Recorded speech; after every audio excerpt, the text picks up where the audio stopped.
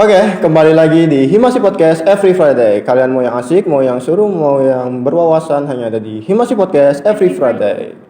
Oke, kembali lagi dengan saya selaku pembawa acara. Perkenalkan, nama saya Fikri Ananda dari Prodi Sistem Informasi semester 4. Dan tentunya di sini saya tidak sendirian, ditemani dengan kawan saya yang bernama. Perkenalkan, nama saya Dendita Rahma Putri dari semester 2. Oke.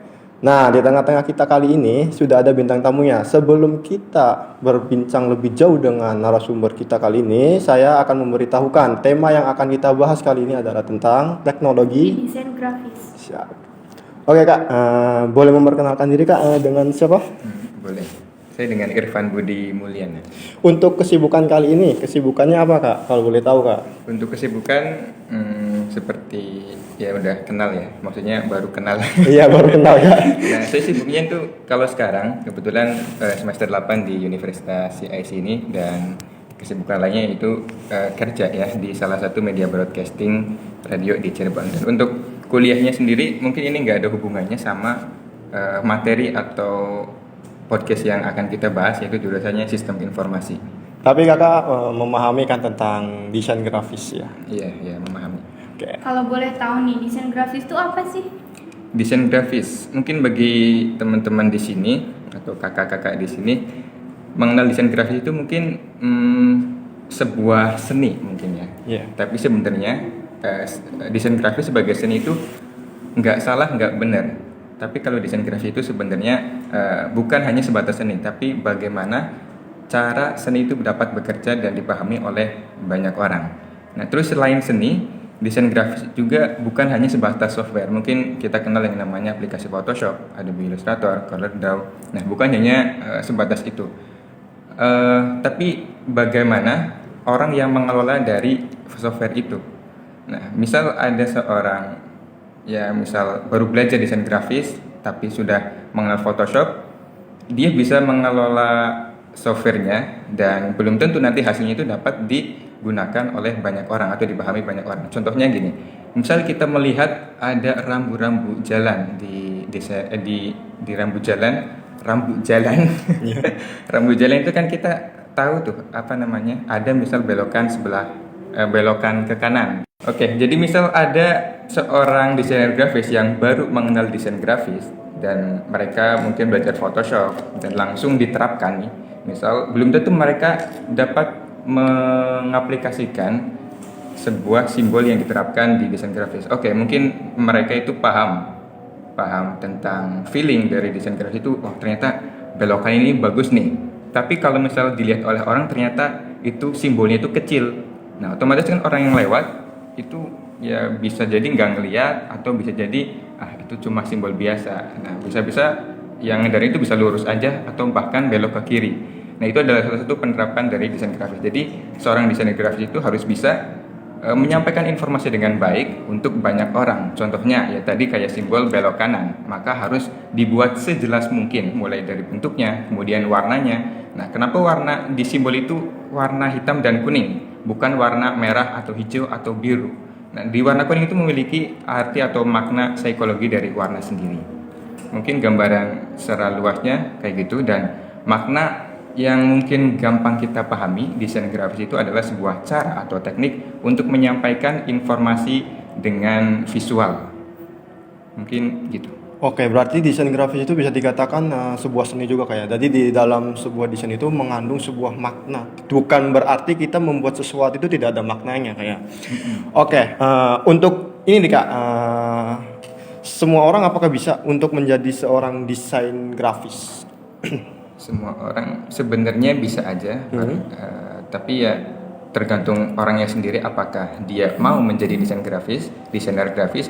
Karena walaupun orang itu memiliki misal perangkat yang sudah mumpuni, tapi kalau dia nggak mau belajar desainer grafis ya kayaknya sulit untuk menjadi desainer grafis. Jadi nih, apa aja sih Kak yang dilakukan desainer grafis? Yang dilakukan desainer grafis ada banyak sebenarnya, dan perlu kita ketahui juga desainer grafis itu ada banyak bidang ya. Mulai dari mungkin kita tahu yang namanya desainer grafis bagian percetakan mungkin, atau bagian UI design, atau 3D design atau bahkan ads designer, ada banyak sebenarnya. Nah, tugasnya itu sama kayak tadi di awal aku sampaikan, untuk menyampaikan informasi atau menyelesaikan masalah. Misal kalau aku sendiri kan memiliki ya agensi kecil-kecilan, itu tugasnya bagian layouting design. Nah, layouting design ini menerima yang namanya mungkin gampang itu script. Nah, script ini berupa teks. Teks ini nanti di convert menjadi visual yang menarik, biar orang lihatnya itu nggak hanya teks aja. Bayangkan misal kita melihat sebuah brosur atau banner di pinggir jalan, itu isinya teks semua.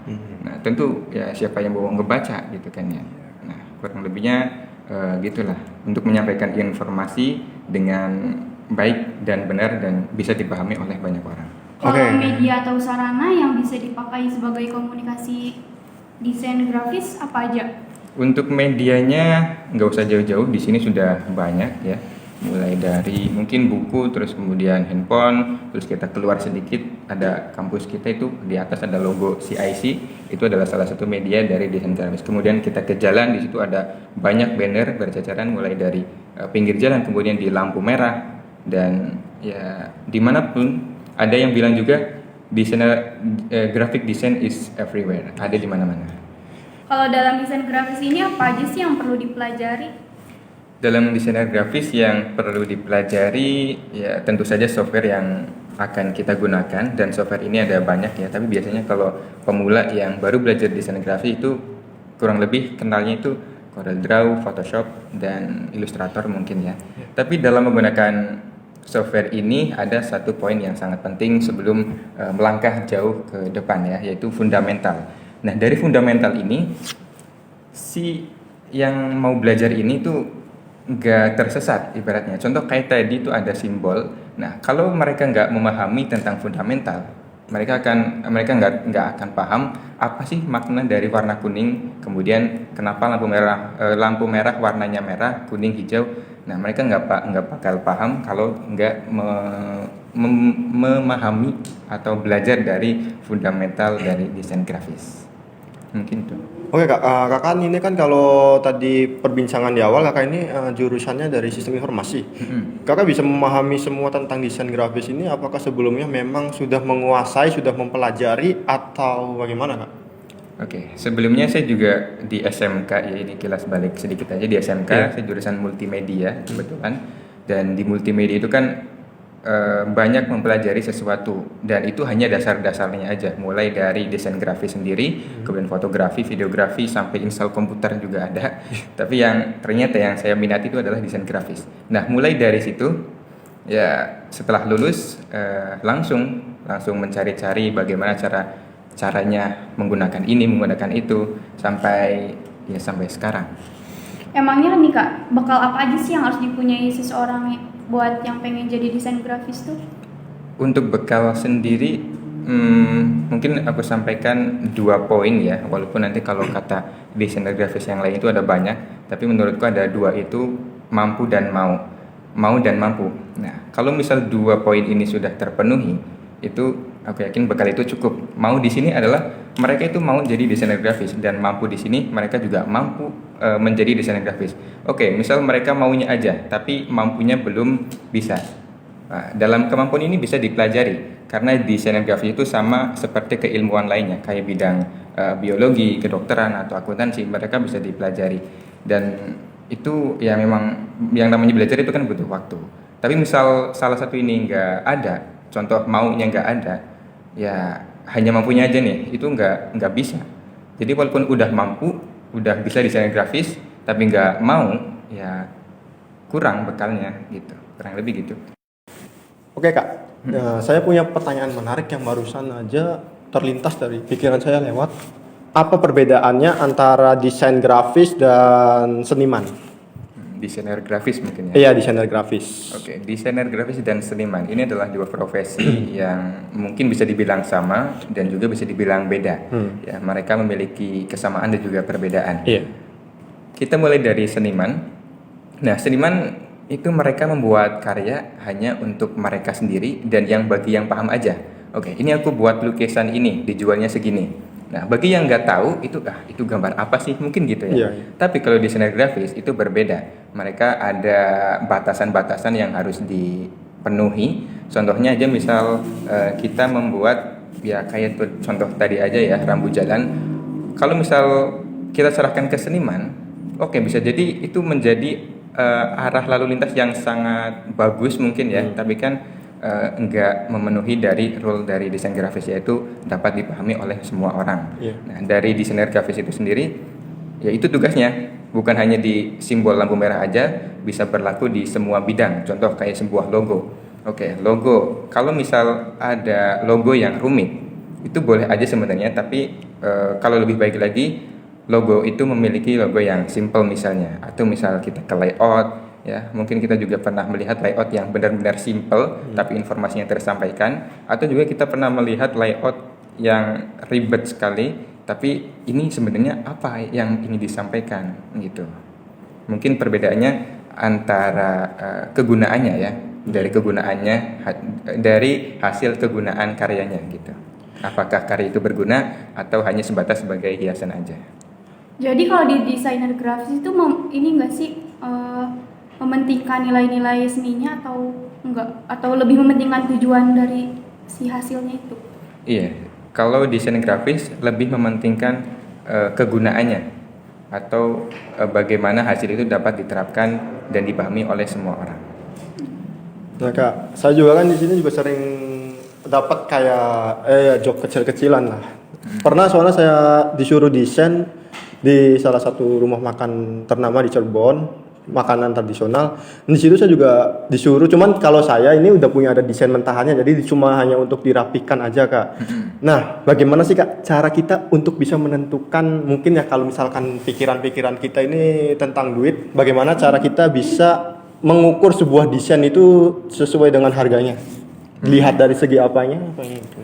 Oke, kalau misalnya kita punya klien, contoh aja dari rumah makan tadi. Iya. Nah, sebelum kita mendesain sesuatu, kita harus dimintai dulu tuh, namanya itu brief, desain brief. Misal ingin membuat sebuah brosur, ya, kita harus mintai dulu briefnya. Nah, brief ini adalah sebuah pertanyaan-pertanyaan yang diperlukan oleh desain grafis.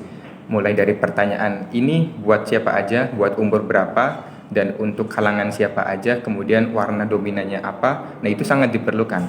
Kalau dari situ udah terpenuhi, maka desain grafis itu sudah ada gambaran. Oh, kalau misal targetnya itu buat remaja misalnya, maka desain yang dihasilkan itu pasti untuk keperluan atau yang ya mungkin bisa dilihat secara ngehook gitu. Ngehook itu apa ya namanya ya?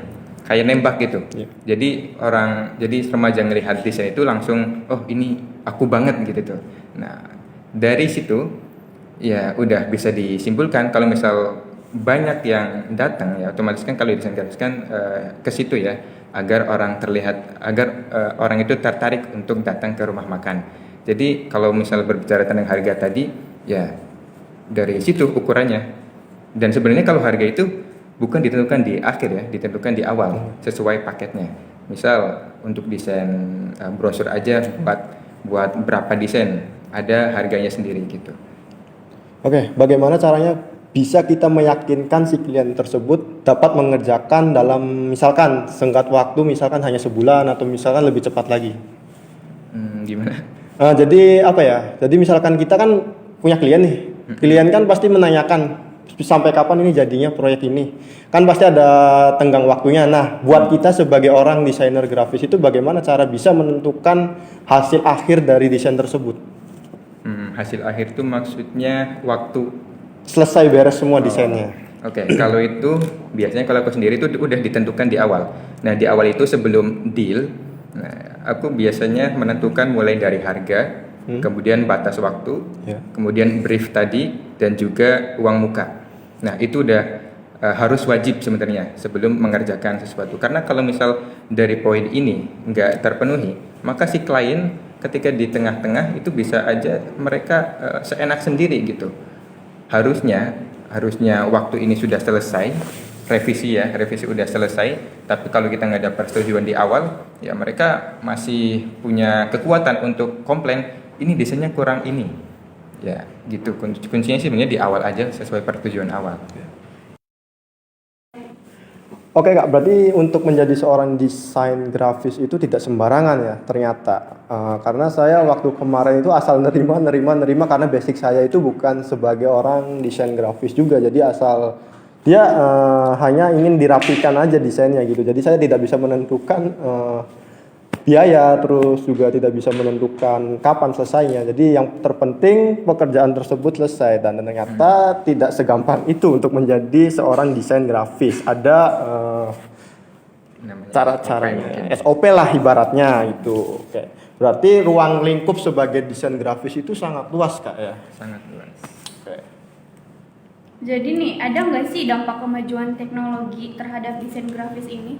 Untuk dampak sendiri pasti ada ya, dan mungkin sudah kita rasakan sekarang. Mulai dari penggunaan handphone, mungkin kita bisa menggunakan berbagai aplikasi di dalamnya. Itu adalah salah satu hasil dari desain grafis.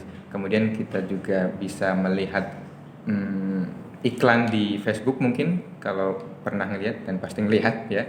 Nah, itu adalah salah satu penerapan dari desain grafis. Mungkin sebelum ada Facebook, kita ngelihat iklan itu ya di pinggir jalan, di tiang-tiang ya. Itu media yang bisa diterapkan sebelum adanya handphone ini. Dan dengan adanya desain grafis ini yang diterapkan di handphone, itu menurutku adalah sebuah kemajuan dari desain grafis, karena bisa diterapkan di berbagai bidang. Oke Kak, untuk desain grafis ini kan pasti sudah ada platform yang seperti CorelDRAW, Photoshop dan sebagainya. Apakah seorang desain grafis itu harus bisa menggambar secara manual? Kalau menggambar aja mungkin harus bisa, tapi nggak harus bisa bagus gitu. Iya. Jadi kan beda ya, bisa gambar dan bisa gambar bagus itu beda. Minimal bisa gambar itu maksudnya gimana? Ya kita bikin sketsa untuk keperluan logo misal, bikin aja logo, buat sketsanya aja atau buat layoutnya aja itu cukup. Nanti soalnya setelah sketsa kita namanya itu di tracing ya, tracing di Adobe Illustrator biar bisa diterapkan di media digital gitu. Jadi nggak harus bisa gambar, nggak harus bisa gambar bagus, tapi bisa gambar aja cukup gitu. Nah, ada nggak sih kekurangan atau kelebihan mendesain dengan komputer? Mendesain dengan komputer, maksudnya itu dari aplikasi atau? Iya. Aplikasi. Oke, dari aplikasi. Misal sebenarnya kelebihan dan kekurangannya itu ada. Misal kita menggunakan Adobe Photoshop. Oke, Adobe Photoshop fiturnya sangat lengkap, benar-benar lengkap. Tapi di sisi lain di Photoshop ini memiliki harga yang cukup mahal, ya. Dan Photoshop ini bukan sekali beli tapi berlangganan dan Oh, premium. iya, benar-benar premium. Tapi kalau di Indonesia sendiri ya kenalnya itu petani bajak gitu. Jadi auto bajakan. Ya, tapi sebenarnya harga dari Photoshop ini ya, karena Photoshop itu memiliki kawan-kawannya ya, ada Adobe Illustrator, Adobe InDesign, kemudian Lightroom. Nah, itu adalah satu paket. Itu per bulannya itu misal ya aku sebutkan ya, misal per bulan itu bisa 298.000. Dan itu buat per bulannya. Kalau misal per tahun itu 1 juta berapa gitu aku lupa. Nah, itu salah satu kelebihan, salah satu kekurangan menurutku ya, karena Photoshop ini mahal. Dan untuk kelebihannya, Photoshop ini memiliki fitur yang lengkap. Lalu misal kita menggunakan aplikasi yang lain yang gratis, ada yang namanya GIMP. GIMP itu adalah salah satu aplikasi desain grafis yang open source. Ini kelebihannya gratis, tapi kekurangannya fiturnya nggak selengkap di Adobe Photoshop. Mungkin gitu. Oke Kak, kita membahas tentang aplikasinya nih Kak ya sedikit.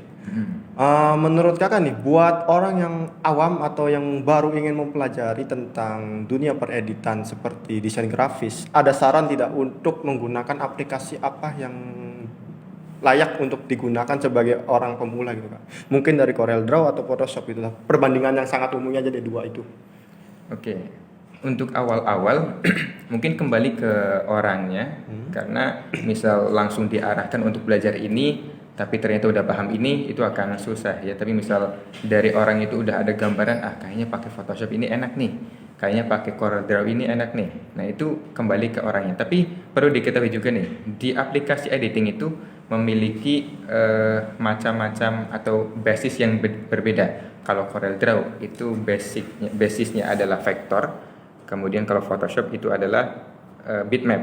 Nah, bitmap dan raster ini adalah dua basis yang berbeda. Dan keperluannya pun untuk keperluan yang berbeda. Untuk raster atau bitmap tadi di Photoshop itu hanya untuk keperluan editing gambar aja, bukan untuk bikin logo misalnya. Karena logo itu kedepannya pasti diterapkan di berbagai bidang. Contoh kayak di CIC itu kan ada banner gede gitu kan ya. Kalau misal kita ngeditnya di Photoshop bisa aja sebenarnya, tapi misal ingin diterapkan di media lainnya, kita perlu mengedit lagi ke berbagai ukuran. Nah, berbeda dengan format vektor. Jadi kalau format vektor itu ketika kita sudah ekspor dan ingin menerapkan ke berbagai bidang, itu bisa langsung diterapkan tanpa mengedit ulang. Jadi mungkin bisa melihat dua perbandingan ini antara vektor dan juga bitmap. Jadi tergantung orangnya nanti mau ke bidang mana belajar desain grafisnya. Oke, berarti secara simpelnya begini kayak, berarti kalau misalkan orang yang memiliki usaha dalam bidang fotografi itu mungkin menggunakan Photoshop dan misalkan dalam dunia percetakan mungkin CorelDRAW kayak. Betul. Karena kan di percetakan itu pasti yang dibutuhkan itu kayaknya vektornya saya sering ditanya seperti itu sih. Berarti apakah seorang desain grafis itu harus memahami tentang dunia cetakan? Bisa iya, bisa tidak. Karena kalau misal desain grafis ya tadi sesuai bidangnya, misal desain grafis itu bidangnya di percetakan, ya otomatis mereka harus paham. Tapi kalau misal seorang desainer grafis ini bidangnya itu ada di UI design misalnya yang bergelut di aplikasi, itu ya nggak usah sampai ke percetakan gitu. Jadi sesuai bidangnya aja. Kak, pernah ngerjain proyek apa sih? Ada nggak sih proyek yang pernah dikerjain tuh yang paling susah apa, yang paling gampang apa? Proyek yang paling susah dan yang paling gampang, mungkin kita ke paling gampang dulu ya. Untuk paling gampang ya proyek yang sesuai dengan bidangnya. Contoh misalnya aku sendiri adalah layout designer, ya sesuai misal klien ingin membuat brosur misalnya atau buat ads buat di Facebook. Nah itu sesuai dan itu udah sehari-hari aku ngerjain kayak gitu, ya itu mudah. Nah untuk yang sulitnya, misal ada seorang klien yang ingin membuat logo. Nah, kalau kau sendiri sebenarnya bukan bagian logo desainer, tapi bisa lah sedikit. Nah, itu menurutku bagian yang sulit, karena dalam membuat logo itu bukan kita gambar-gambar asal, langsung jebret ke Illustrator atau ke CorelDRAW, itu nggak kayak gitu. Tapi kita juga harus tahu maknanya, terus juga harus tahu warna yang harus diterapkan di logo ini apa, dan apakah logo ini cocok untuk diterapkan di perusahaannya. Ya. Oke, jadi proyek yang paling mudah dan yang paling sulit menurutku ya, kalau mudah ya sesuai bidangnya, kalau yang sulit ya nggak sesuai bidangnya, kurang lebih itu. Kak, saya kan pernah juga nih Kak, sering disuruh bikin desain, tapi ini desain yang tidak mengandung sebuah harga atau nilai jual gitu. Desain gratisan gitu. Iya, jadi gini Kak, salah nggak sih Kak buat kita ini misalkan disuruh mengerjakan sesuatu tapi menggunakan platform, contohnya nih Kak dari free.com terus fake.com itu, boleh nggak? Kan pasti ada lisensi atau misalkan mungkin dari pihak penyedia platform itu mungkin melihatnya mungkin bisa jadi suatu permasalahan kan Kak, walaupun dalam platform tersebut disediakan secara gratis gitu. Salah atau tidak? Oke, berarti kita desain dan mengambil elemen dari situs website, dari website. Oke, itu sebenarnya boleh-boleh aja, dan kita juga harus perlu memperhatikan yang namanya lisensi. Kalau misalnya kita sebut aja freepik.com. Nah, freepik.com itu ada banyak lisensi di sana, dan salah satunya adalah free komersial atau nggak boleh untuk dikomersialkan. Oke, kita boleh memakai itu asalkan ya di bawah atau di manapun itu harus mencantumkan logo freepiknya. Kalau misal nggak mencantumkan itu ya sudah melanggar sebenarnya. Tapi misal kita berlangganan di Freepik, itu kita boleh untuk menerapkan di desain kita, dan kalau kita berlangganan juga ada syarat yang harus dipenuhi ya. Dan contohnya adalah misal kita mendownload sebuah gambar ilustrasi, kita nggak boleh sepenuhnya menggunakan ilustrasi ini untuk bagian bagian yang paling inti dari desain kita. Jadi kita diperbolehkan itu hanya untuk bagian hiasan aja dari ilustrasi di desain kita. Jadi kembali lagi ke lisensinya itu apa dan harus diterapkan. Berarti misalkan digunakan tidak secara keseluruhan itu boleh, misalkan hanya tadi yang seperti kakak katakan mungkin mengambil bagian-bagiannya aja itu masih bisa dikatakan aman lah ya Kak? Masih aman, tapi harus mencantumkan logo dari Freepik-nya. Oke. Jadi nih Kak, apakah dunia editing video itu termasuk ke desain grafis atau enggak? Editing video sebenarnya termasuk ya, karena di video sendiri harus memperhatikan penempatan, kemudian komposisi. Contohnya adalah golden ratio, mungkin kita pernah dengar golden ratio itu. Terus juga pewarnaan, ya paling penting adalah pewarnaan. Jadi video editing juga sebenarnya termasuk dalam desain grafis, hanya saja itu berbentuk video. Kurang lebih begitu.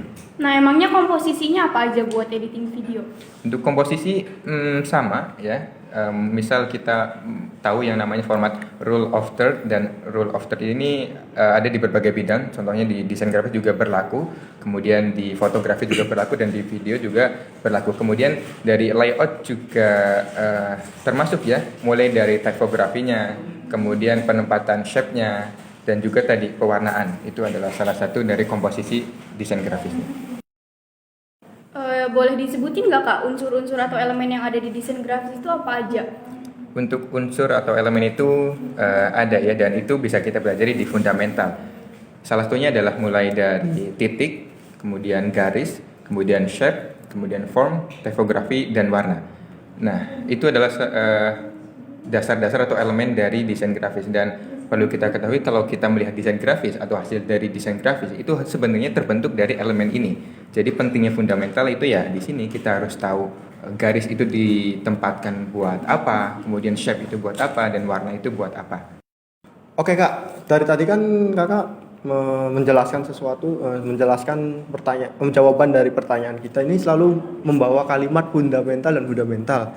Barangkali yang sedang menonton podcast ini nih Kak, ada yang tidak paham apa itu fundamental. Mungkin Kakak bisa menjelaskan apa itu fundamental, mungkin secara singkatnya. Oke, fundamental. Sebenarnya fundamental ini kalau dijelaskan itu bisa panjang sekali ya. Iya. Dan kalau kita tadi kalau kita mendengarkan dari awal, itu juga salah satu fundamental. Contohnya adalah desain grafis itu bukan hanya seni, tapi bagaimana desain grafis itu bekerja. Nah, kita harus pahami itu dulu. Nah, kalau kita nggak paham, misal kita ngincernya aja, bagusnya aja nih. Oke, kita punya desain bagus, tapi ini berguna nggak nih? Nah, itu adalah salah satu poin yang harus dipahami. Kemudian poin selanjutnya adalah bagaimana desain grafis itu bukan sebatas software, tapi siapa yang menggunakan software. Ya, jadi apapun softwarenya, ya itu nggak masalah, asal yang megang softwarenya itu bisa. Mungkin kalau misal nanti mau mencari ya, aku pernah mencari video tentang desain grafis newbie versus profesional, dan profesional itu menggunakan Canva, ya tahu Canva ya? Ya, tahu. Terus untuk desainer grafis yang pemula menggunakan Adobe Illustrator, dan yang pemenangnya adalah yang menggunakan Canva ya, karena di balik Canva itu adalah ada desainer grafis yang profesional ya. Jadi software bukanlah segalanya sebenarnya, tapi siapa yang menggunakan software. Oke Kak, dari tadi kan kita membahas tentang desain grafis nih. Saya ada bukan pertanyaan sih, sebenarnya kalau seorang desain grafis itu tidak lepas dari multimedia, kalau tidak salah Kak ya. Mungkin kalau benar, ya kalau tidak salah berarti benar. Oke, berarti Kakak punya channel YouTube dong. Apakah punya atau tidak? Untuk sekarang punya. Punya. Boleh tahu channel YouTube-nya? Boleh. Iya, apa? Tapi aku bagikan yang lebih baik lagi. Aku punya channel YouTube sebenarnya, cuma di channel YouTube ini nggak update. Iya. Tapi aku lebih update di Instagram. Nah, itu namanya Grafisify. Grafisify. Tulisannya Grafisify. Nah, itu kalau boleh tahu membahas apa aja Kak? Tentu nggak jauh-jauh dari desain grafis. Oke. Berarti buat kita semua boleh dong Kak ya, misalkan follow Instagram Kakak ya. Boleh. Buat lebih paham lagi apa itu tentang grafis ya mungkin. Iya, desain grafis. Jadi nih Kak, motivasi Kakak mendalami dunia desain grafis ini apa sih? Oke, kalau aku sendiri motivasinya karena desain grafis itu adalah salah satu pekerjaan atau profesi yang bergelut di bidang kreativitas. Jadi kreativitas ini menurutku sangat menantang, karena hari ini kayak gini, besok udah beda lagi. Dan itu menurutku sangat asik, mungkin ya bisa dibilang asik. Oke Kak, berarti untuk kita semua nih yang ingin mendalami dunia desain grafis, tidak menutup suatu kemungkinan kita tidak terpatok misalkan bekerja di dalam sebuah perusahaan ya khususnya IT lah, karena desain grafis juga termasuk ke dalam bidang IT, ilmu teknologi. Berarti kita juga bisa mengambil dunia freelance juga, kayak mungkin bisa membuka jasa dan freelance. Betul? Betul. Apa Kakak pernah bukan pernah sih, mungkin Kakak pernah mengambil freelance tersebut? Oke. Mungkin dulu pernah ya. Dan freelance ini juga banyak bidangnya. Kita kenal yang namanya Fiverr. Di Fiverr ini adalah sebuah situs penyedia jasa desain grafis, mulai dari vektor wajah misalnya, kemudian bikin logo, kemudian bikin packaging dan sebagainya. Nah, kalau aku sendiri dulu pernah mencoba sebagai jasa vektor wajah kebetulan ya, Iya. dulu dan sekarang udah nggak ke situ. Tapi kalau misal ditekunin, ya aku juga punya teman yang menekunin di Fiverr ini dan hasilnya ya lebih gede dari kerja di perusahaan gitu. Kalau misal perusahaan, misal per bulannya itu udah ditentukan sesuai UMR misalnya, tapi kalau misal kerja sebagai freelancer itu tergantung kita giatnya enggak gitu. Jadi semakin giat ya penghasilannya semakin gede gitu. Oke. Oke, jadi nih Kak, kalau misalkan buat kita orang-orang awam yang pengen mendalami desain grafis ini ada tips dan triknya nggak? Oke, untuk tipsnya mungkin bisa cari-cari referensi dulu bidang mana yang ingin didalami, karena desain grafis itu banyak tadi ya sudah disebutkan. Nah itu aja ditelusuri dulu, misal sukanya di bagian bikin logo misalnya. Nah itu dalami aja, nanti coba bikin-bikin pakai metode ATM juga nggak apa-apa, amati, tiru dan modifikasi. Nah coba-coba itu aja sambil mengenal sama softwarenya. Ya misal menggunakan Adobe Illustrator atau CorelDRAW, nah, coba-coba aja dulu itu. Oke Kak, ada pesan-pesan nggak buat yang nonton podcast kita kali ini? Oke, mungkin buat teman-teman yang ingin mendalami desain grafis, ya karena kita tahu desain grafis itu banyak sekali bidangnya, kita harus tahu dulu nih, dan untuk tahu sendiri kita bisa searching aja ada apa aja sih di desain grafis ini. Kita misal ingin menjadi logo designer misalnya. Nah, kita cari tahu aja tuh informasi bagaimana cara membuat logo yang benar, kemudian cara menentukan brief, cara menentukan warna. Dari situ kita akan paham tuh, oh ternyata warna ini tuh kegunaannya untuk bidang ini. Kemudian shape ini tuh buat kayak gini. Nah itu aja dipelajari satu bidang aja dulu. Atau kalau misal nggak mau satu bidang, boleh pelajari semuanya. Nanti kesananya bakal paham. Oh ternyata aku cocoknya di sini. Oke, selain itu kunci di luar praktikumnya ya, kita juga harus menanamkan di mindset kita ada 2 poin, yaitu mampu dan mau dan mampu. Jadi kedua poin ini harus ada ya, karena kalau misal kita sudah mau tapi belum mampu, ya itu nggak bisa.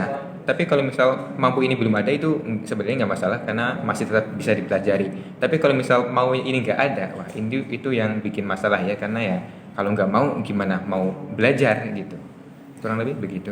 Oke, sudah tidak terasa nih podcast kita kali ini sudah di penghujung acara. Jadi pesan dari Kak Irfan ini buat kita tidak menutup suatu kemungkinan bahwa kita juga bisa menjadi seorang desain grafis, asal ada 2 poin yang harus kita penuhi, yaitu mau dan mampu. Oke Kak. Oke, saya Fikri Ananda selaku host pada podcast kali ini pamit undur diri dan Saya Nandita Rahma Putri pamit undur diri. dan Saya Irfan Budi Mulyana pamit undur diri. sampai jumpa di podcast berikutnya.